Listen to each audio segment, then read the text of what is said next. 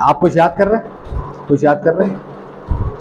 जैसे ये डायलॉग शबाब ने बोला बहुत चीख के, तुम्हें क्या लगता है मुझे देखकर मैं एक घमंडी इंसान हूं, तो ये डायलॉग ऐसे भी हो सकता है, तुम्हें क्या लगता है मुझे देखकर मैं एक घमंडी इंसान हूं, हाँ तो मैं हूं एक घमंडी इंसान।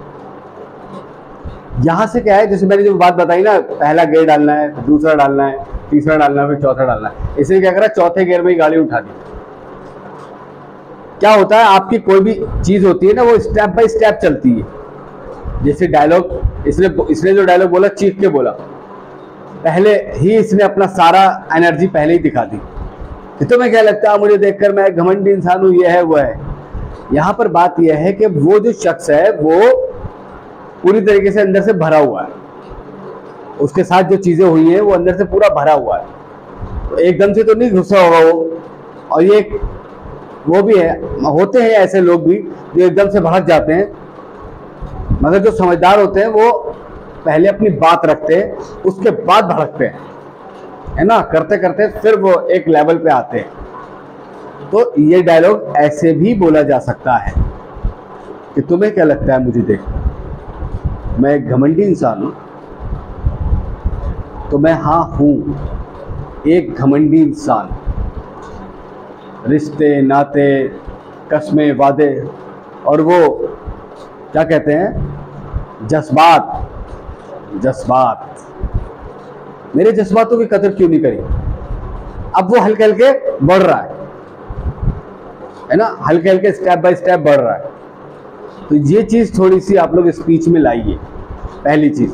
और दूसरी चीज़, स्पीच अगर आपको कोई मिलती है, कोई मोनोलॉग मिलता है, तो आप उसे रटिए मत, उसको रटिए मत। जितना आप रटोगे उतना आपको टेंशन होगी, यहाँ पे ऑन कैमरा आपको टेंशन होगी बहुत ज़्यादा, क्योंकि क्या होगा कि आप उसे आधा दिमाग आपका याद करने में होगा, आधा दिमाग याद करने में होगा और आधी आप एक्टिंग कर रहे होगे, तो मज़ा नहीं आएगा।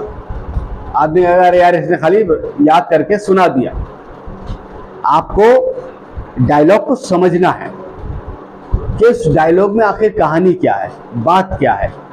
जो ये शख्स है, इसके साथ अगर कुछ अच्छा हुआ होता तो कहना है ना लास्ट में कि अगर ऐसा कुछ होता है, ऐसी सारी चीज़ें होती, कस्में, वादे, जज्बात, ये सारी चीज़ें होती, तो मेरे साथ ऐसा नहीं हुआ होता जो आज मुझे हो गया है, मेरे साथ ऐसा सब कुछ घटा है जो।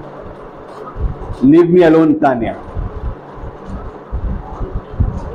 तो कहने का मतलब ये है कि इस पूरी कहानी में, इस पूरी मोनोलॉग में स्थिति क्या है कि ये शख्स अपनी बात, अपना गुस्सा उन बातों, उसकी ही बातों से निकाल रहा है जो वो बातें कह रही है कि जज्बात, और वो तुम क्या बोलते हो, जज्बात। मेरे जज्बातों को क्या हुआ, जो मैं तुम्हारे लिए ऐसे करता था, मैं तुम्हारी फिक्र करता था, तुम्हारी केयर करता था, मेरे जज्बातों को क्या हुआ।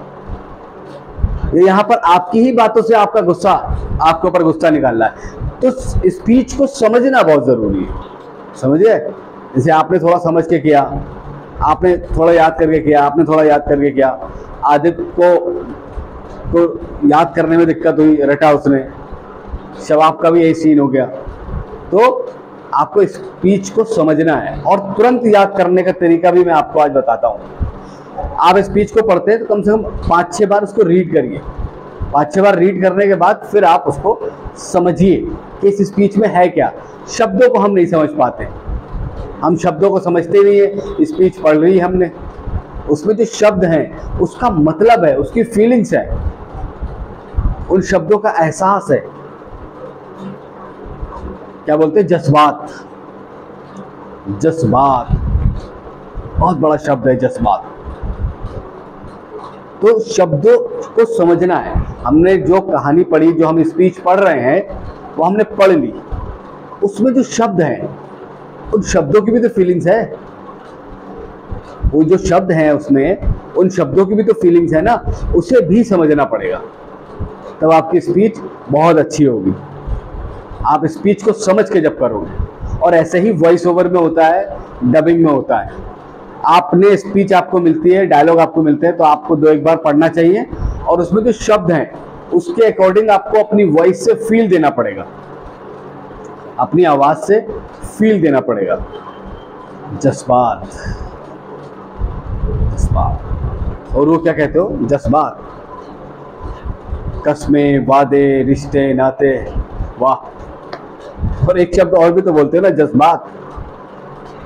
मेरे जज्बातों का क्या? सांसों के साथ भी खेलना होता है वॉइस ओवर डबिंग में, तो इन सब चीज़ों का बहुत ध्यान रखिए, ठीक है। अब जिसका रेडी हो गया वो यहाँ पर करेगा, ठीक है।